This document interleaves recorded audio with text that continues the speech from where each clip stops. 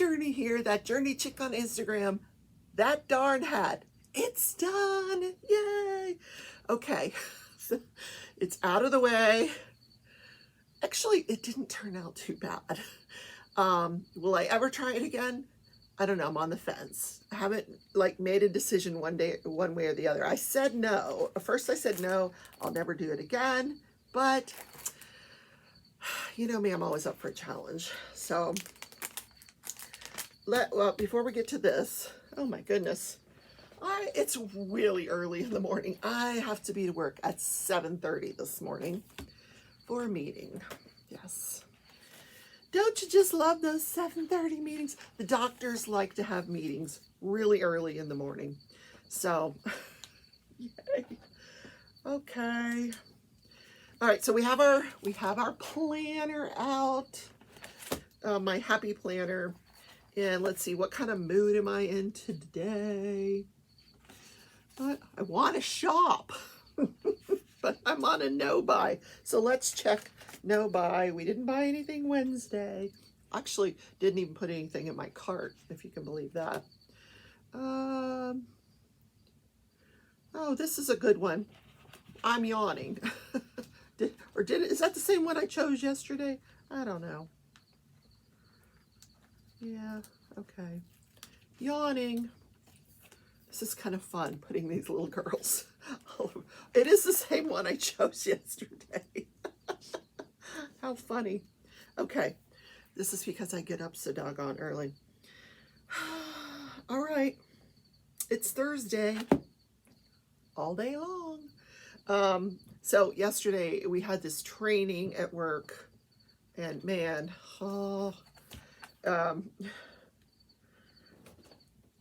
my ears were bleeding by the end of the day. I forgot to bring my earbuds, and so what I had with me was like these headphones, and really most of what they went over yesterday did not pertain to what I do. So I was trying to get other stuff done, but I couldn't listen to the trial because I had to listen to the training just in case it did pertain to me. So I wrote down what national day it is. I'm going to put down here this day in history. Oh, I've forgotten already. What the heck? Okay, now I remember.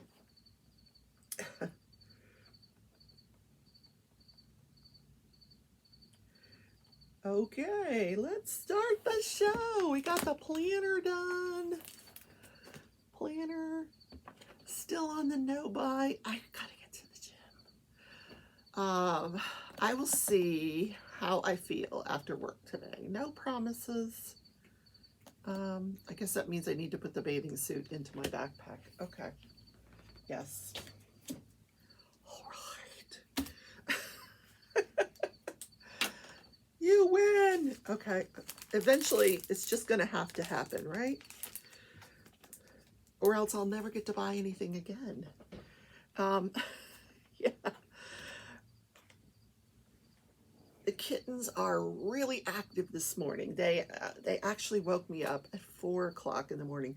Now, I had the door closed, but they were rattling at the door. They were like, paw under the door trying to get in. So, so I got up. I laid there for a little while, tried to go back to sleep. And, once I'm awake, I'm awake. So that didn't work out too well. Now, Pearl is over here in my pile of stuff that needs to be organized. She's going through it for me. I don't know what in the world has she got? What do you got?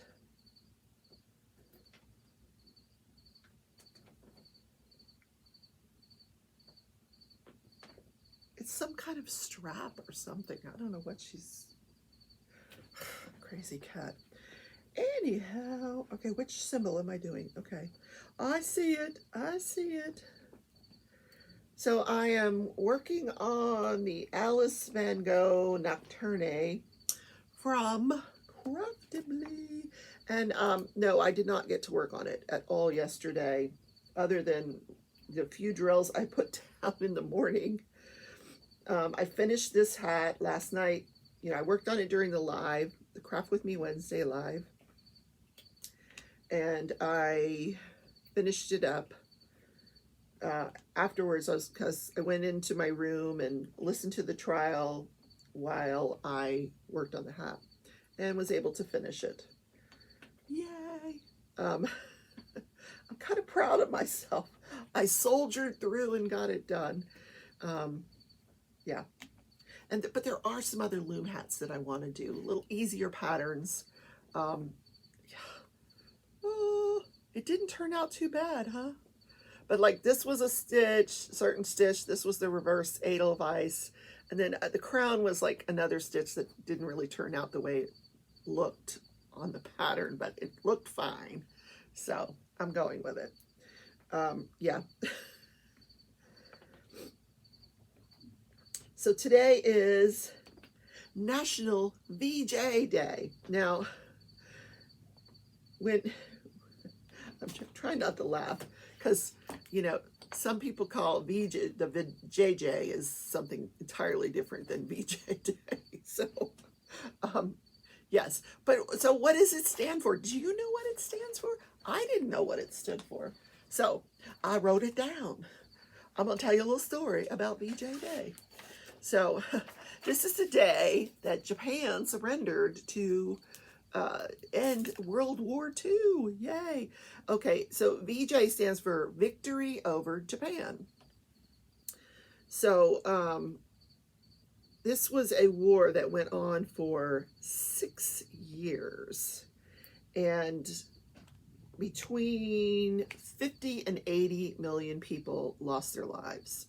That includes military and civilians that were killed.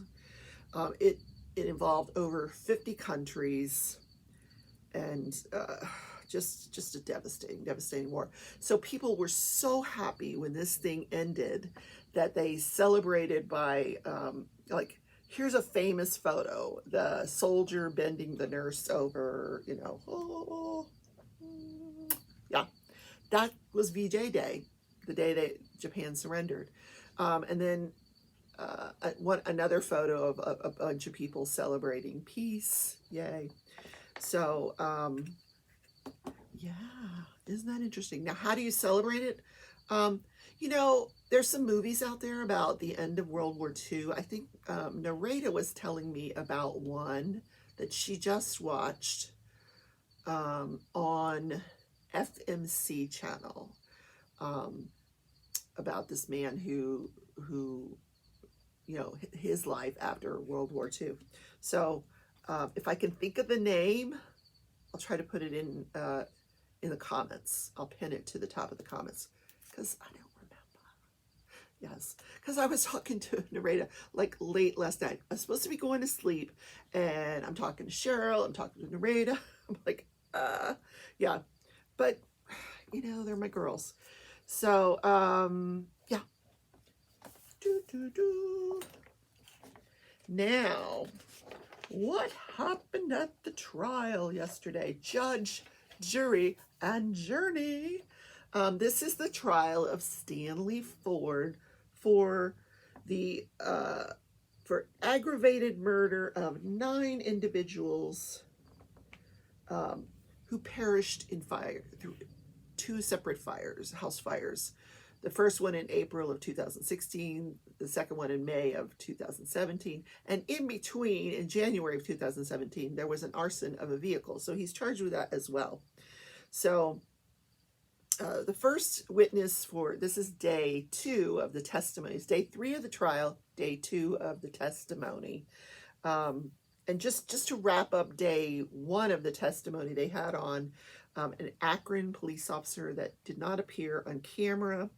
This person, he responded to the first fire. They actually had a couple of Akron police people that responded to the fire. But this particular one, and we're talking about the first fire now, he talked to Thomas Hughley. That was the guy that was living in the basement that was able to escape the fire. Um, and you know, when he arrived on the scene, he saw that he found Thomas Hughley, or Thomas Hughley found him, and said, you know, there's still people in the house. Now, the fire department was just then arriving on the scene and getting set up. And Thomas said he had gone around back and asked them to, you know, trying to get them to jump out of the second floor, and they were not able to. So then following that, these police officers, they canvassed the neighborhood, and they found this gentleman named Chester Williams, who lived next door. Anyway, he lived in the neighborhood. And they found that he had surveillance cameras, so they referred this to the detectives to come over and get that footage later on. So now we're back. Now we're on to day 2. Now, before we get into the actual testimony, I want to talk to you a little bit about the defense attorney. Now, some of you might know how. First of all, this defense attorney that is representing Stanley Ford is very good. I can tell he's very experienced. Before he actually does his cross-examination, he gives this little litany speech about, and he does this every single time, which can be annoying when you're watching it, which is why I watch it on the replay and I fast forward. Because I've heard it, and it's probably annoying the jury, but it helps the witness to understand how to answer the questions. So he's very skilled. You know, when he was cross-examining these police officers, I was very impressed with his knowledge of how to cross-examine. He walked him through, you know, how you do reports, why you do reports. And, you know, aren't the reports more accurate than what you're remembering today? I mean, like, he's very, very good. So how does someone in Stanley Ford's position, obviously not a man of wealth by any means, get one of these really good lawyers? So anytime that there is a death penalty case, if the court has to appoint a lawyer, they will find someone they have a list of attorneys that are skilled in death penalty cases that are willing to take them. They will contact these attorneys. If they're willing to take the case, they are generally compensated. Now, years ago when I practiced law, I had a friend who would take death penalty cases, and he would be reimbursed $50,000. And I got to tell you, that is like a drop in the bucket for what it costs to defend one of these cases. But he would take it. They get the publicity, they get more business. It's good for them. So that is likely how this came about, that he has such a good defense team. And it's the guy that you're always seeing and another guy at the table. There's two gentlemen defense attorneys. So they are very skilled in how to defend one of these death penalty cases. So yes, his litany at the beginning of every witness is quite annoying, because as a juror, you're hearing it over and over again. You've got it memorized by the 4th or 5th witness, but like I said, it does help the witness, and it does show me how skilled this attorney is. So let's get back to the testimony. Now, first person up is Beverly Ewing.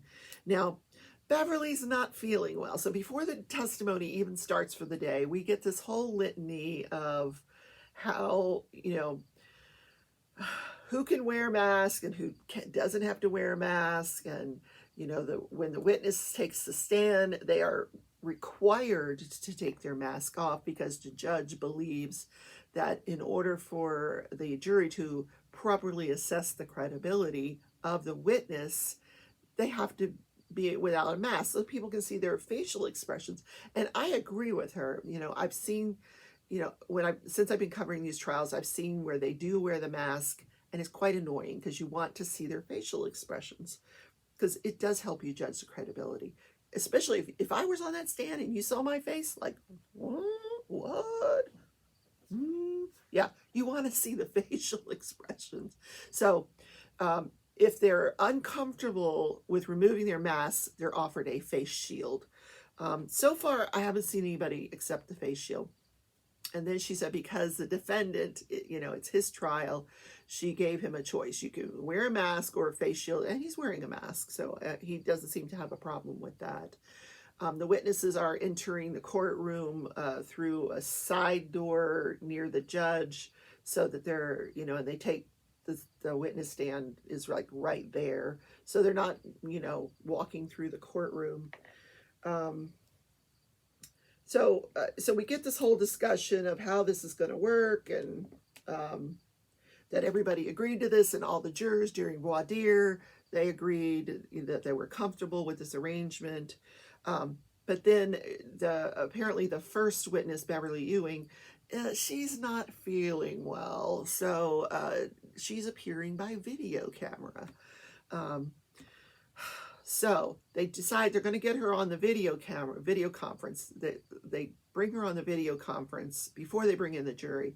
And there's all kinds of technical issues. And like, so it's a good like 30, 40 minutes before they actually get the testimony going. This is why these trials last so long. You know, she can't figure out how to unmute herself. She, you know, how to turn on the video.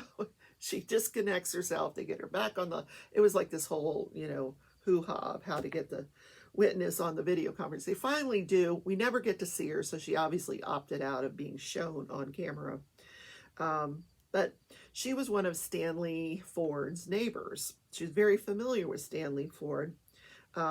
She described that he lived, there were two houses right next door to each other.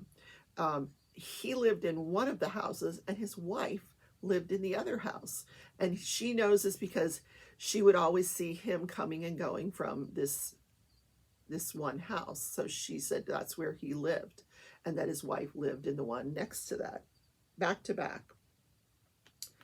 And we do know that he did own both houses.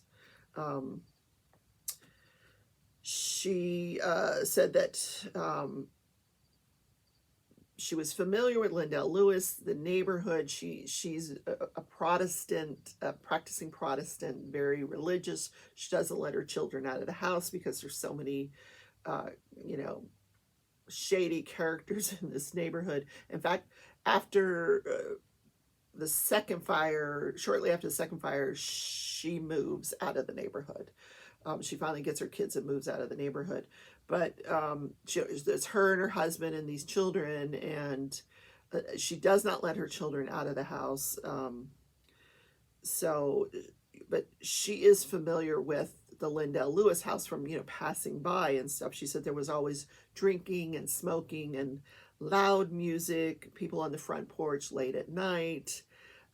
Every time, you know, she would drive by, there were people like would be begging for money and stuff, you know, and she said it was just a real shady house. And then she described there was another character named Anthony, and Anthony, you'll hear later on, is related to the vehicle fire.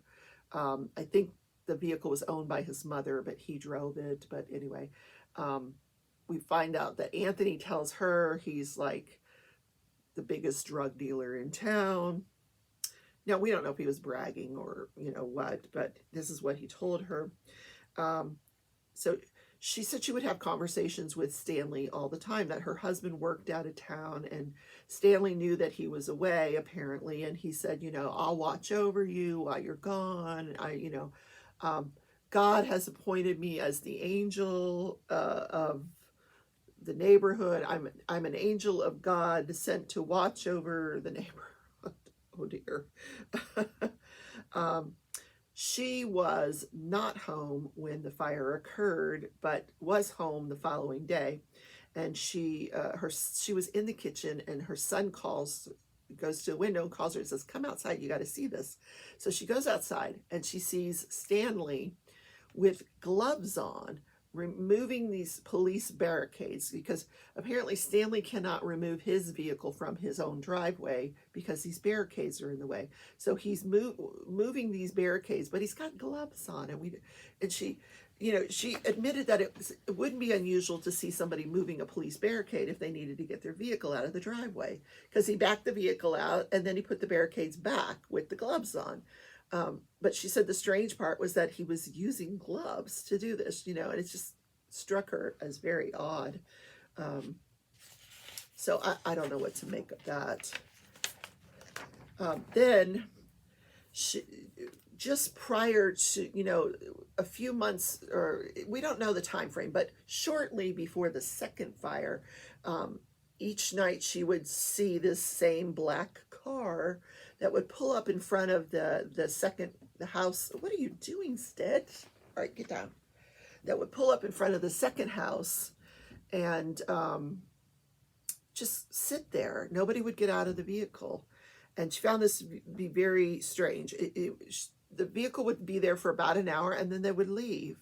And then the day after the fire, when she was home and she saw the firemen were still there, this black car comes and parks, and the guy would never get out of the vehicle in prior times. That she never saw him get out of the vehicle. Now, he could have gotten out of the vehicle and she didn't see him on those prior occasions, but she never saw him get out of the vehicle.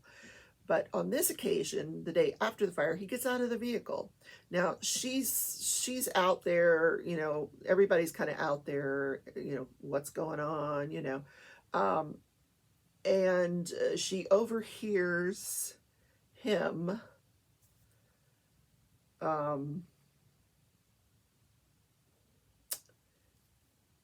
asking, hey, did somebody get shot? What happened? Which was really odd because clearly there was a fire. You could see the burned out house, the fire trucks, and he's asking, hey, did somebody get shot? And he's got this huge grin on his face. He's smiling from ear to ear. And he's like, well, somebody said, oh, it's a house fire and some people perished. And he's like, you know how it is or something. And he gets back in his car and he leaves. And she never sees this car again. Things that make you go, right? Yeah. So that was her testimony. Then there wasn't a witness in between, a second witness that I did not catch. I will cover that tomorrow because they broke up her testimony. They had the direct, then they brought on the fire investigator, and then they had her cross. So I will watch the direct and the cross and bring you that tomorrow. It was a police crime scene investigator. So, but they bring in Ellis Polk as the next witness. He's a retired Akron Fire Department firefighter, but he was also a paramedic, he was also a police officer, and he was a trained fire investigator. So he comes on the scene and his job is to investigate this fire. Interesting. This must not be, I talked about the population size, but I guess this particular section of town, everybody knows everybody. So he knew Lindell Lewis. He grew up with him. He described him as a friend, but it seemed to me like they were more of acquaintances, that he knew him from grade school, went to school with I think he may have gone to school with his older brothers. So he was probably more friends with his older brothers. My coffee is cold. So he did know Lindell Lewis. So when he gets the scene, he spoke to Thomas Hughley, the grass man that came out of the basement. That's what he was called in the neighborhood, the grass man, because he would cut people's lawns. So Thomas Hughley escapes from the basement. He speaks with him. He said, listen, I was in my basement. I was in my living area watching reruns of an old basketball game. By the way, who does that? Oh my God, how boring is that? All the things on television, that's what you're watching? Anyway, he's watching that. And he hears a loud noise. So he thinks, well, Lindell has fallen. Let me go help him. Apparently that's happened before. So he is trying to make his way up the stairs to help Lindell, and he sees the fire and he realizes he cannot get to the stairs. So he at that point he exits the house.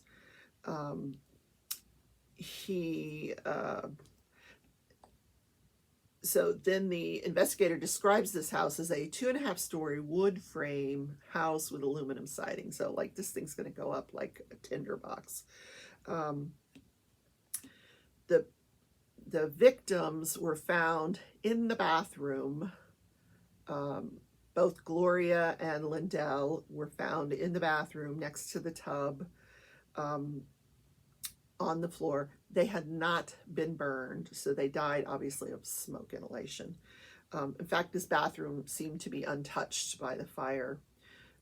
So the window, and I'm going to show you some pictures.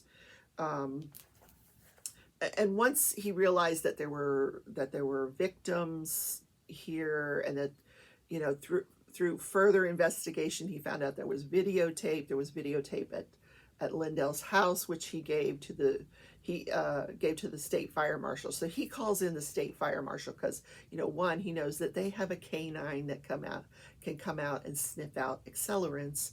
And two, you know, I think he realized this was really beyond his scope. And three, he retired like a month later. So he's like, I'm getting ready for retirement. I'm referring this up the chain. Yeah. So I'm going to show you a couple of pictures here. On one of these are pictures that this fire marshal took.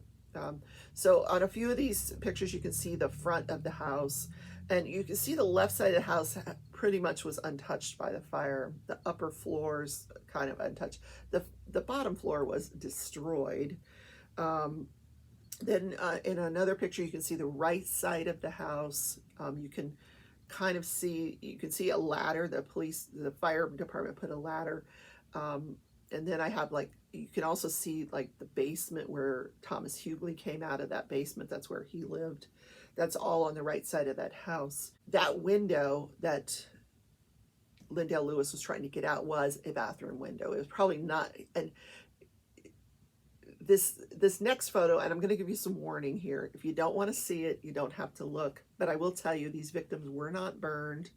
It just looks like two people sleeping on the floor. But here is a picture of the two victims as they were found.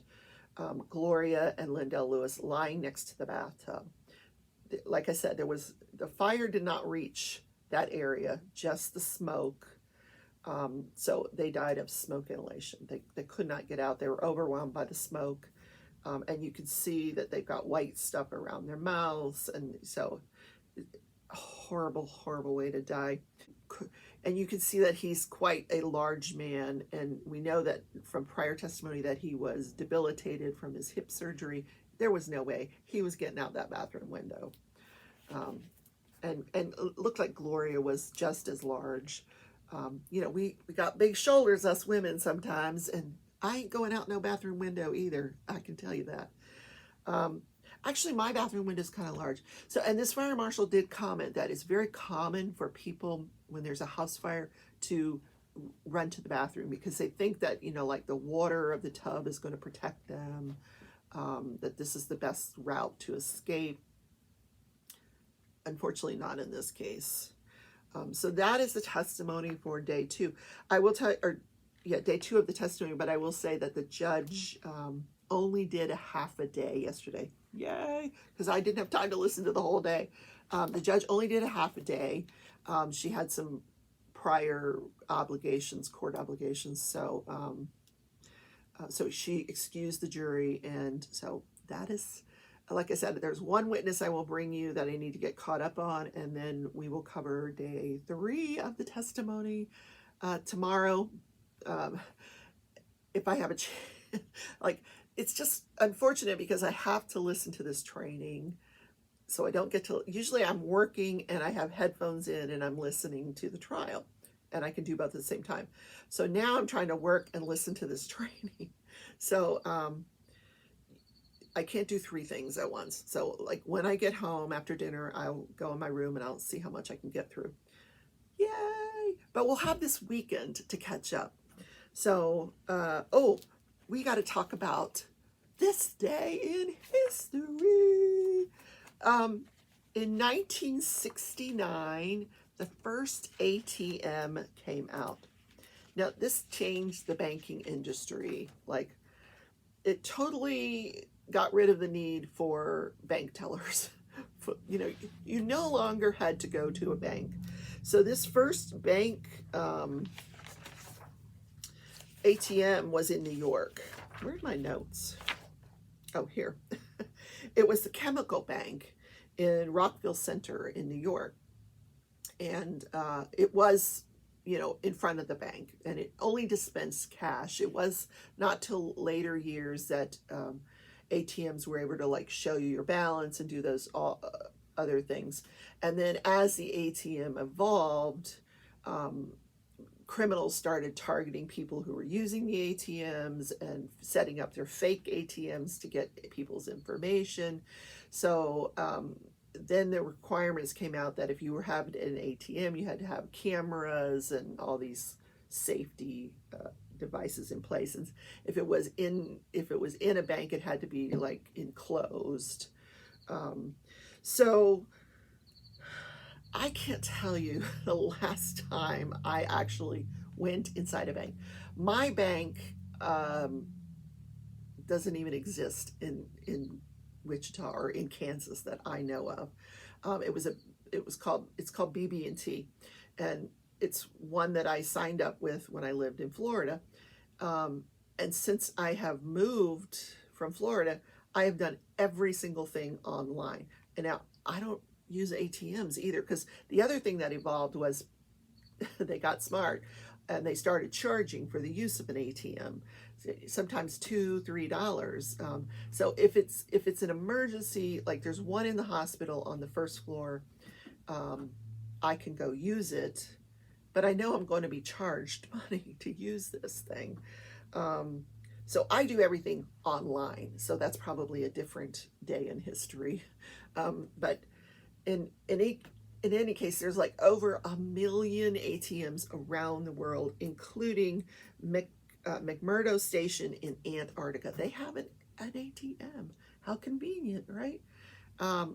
They never leave the station, but they got money. They can have access to money, but they probably don't. They probably don't need to get money, but they need to probably have access to the banking part of it. Maybe making deposits, transfers, different things like that. Anyway, that is the show for today. The kitties are very active this morning. My word. Oh, they're playing with their little toy. It's a little thing that has a little ball in it that goes around and around, and they're playing with that. Oh my goodness. So no, like I'm not live tonight. I'm not in anybody's live. So I'm just going to come home, have dinner, and go in my room and watch the trial. And no, I have not watched any more of that show Clickbait because I haven't had time. I'm probably going to binge it this weekend though, because I've got some cross stitch I want to do, some crochet commissions that I got to finish up, despite my wound here. See my wound? It's healing nicely though. I was worried that I might need a stitch or two, but it's fine. It's fine. I'm gonna live. Yes. All right, guys, have a great day. I will see you tomorrow in Crafting and Crime. Take care. Love you all. Bye.